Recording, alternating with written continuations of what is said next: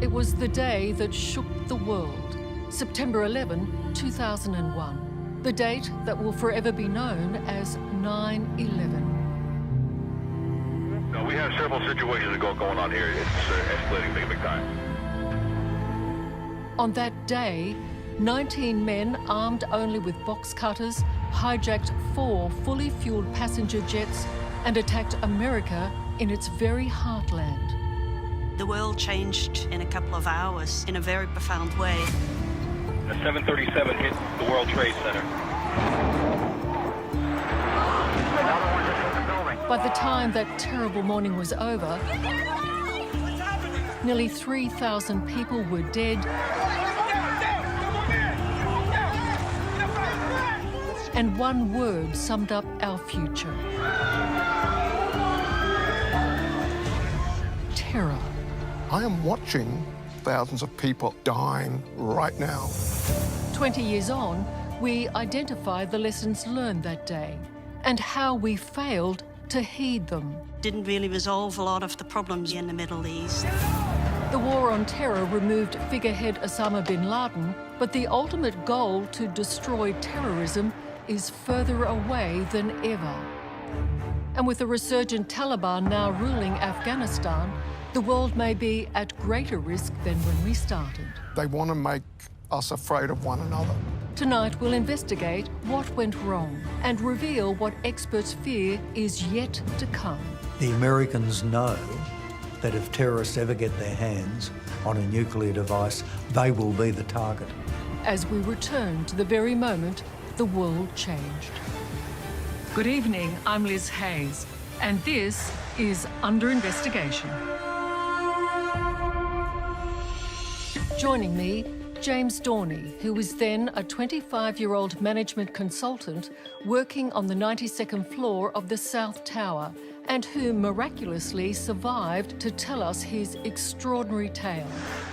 Former Australian Prime Minister John Howard, who was in America and sheltered with his family in a Washington bunker as the Pentagon came under attack.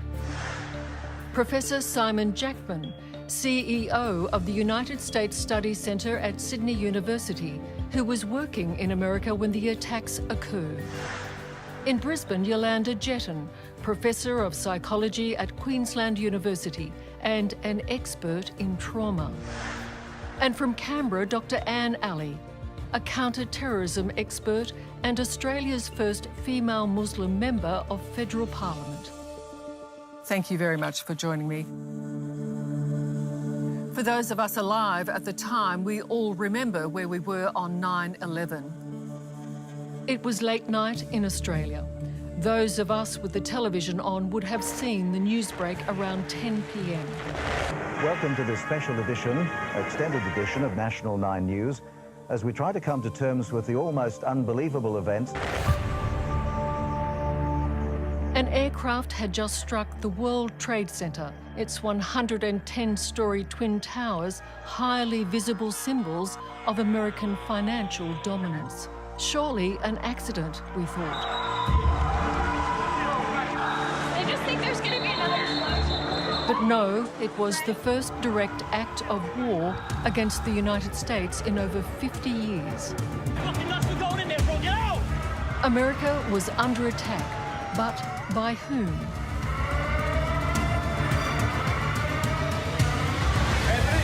You okay? The terrorist group Al-Qaeda and its leader Osama bin Laden were generally unknown to the public and fatally underestimated by intelligence services in the West. That is until 8:46 a.m. when American Airlines Flight 11, a Boeing 767 with 92 passengers and crew on board, struck the World Trade Center's North Tower. Oh, shit!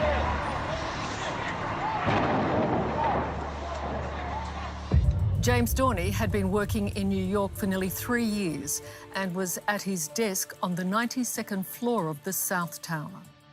James, you were in the thick of it. That's right, Liz. My office was looking north, and I remember I got off the phone and I was looking straight at the building in front of me when it essentially exploded. So it happened right in front of my eyes. Basically, 10 floors exploding straight in front of me. And you had no idea at that point what that was? I never actually saw an aircraft, but an almighty explosion. The smoke, the flames.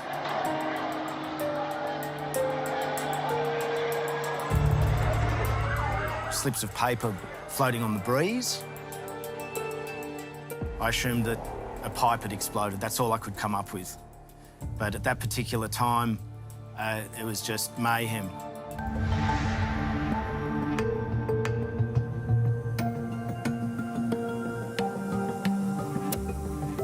To quell the panic, an announcement instructed James and his colleagues who'd seen what had happened next door to stay at their desks. I was, I think, in a state of shock and wandering around on the 92nd floor when that particular announcement was made that the South Tower was secure and that you could stay put. For some reason, it had the exact opposite impact on me, and I thought, you can tell me that when my feet are on the ground, I'm out of here. And I got into a fire escape in the northwestern fire escape in the South Tower, which turned out to be the furthest stairwell from where the plane was about to crash into the building. At 9:03 a.m., scarcely 20 minutes after the North Tower was hit, United Airlines Flight 175, another Boeing 767 carrying 65 men, women and children, crashed into the South Tower between the 77th and 85th floors.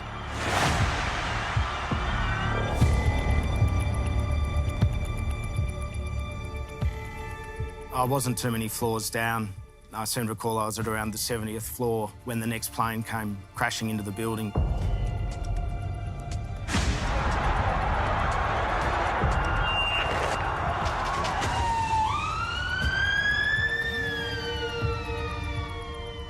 So I was stuck in a very narrow stairwell when that occurred, probably just a little bit below the point of impact. But did you know that that was a plane? No idea. I didn't know for a long, long time what had happened.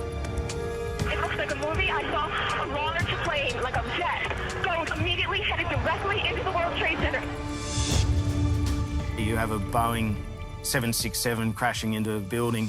It's very difficult to put into words the force that I felt. I had to catch myself. I thought I was dead. Then it turned out that I wasn't, and the building stopped shaking, and I said, I better keep going down here. Something else just hit a very large plane. At that point, people started to fill into the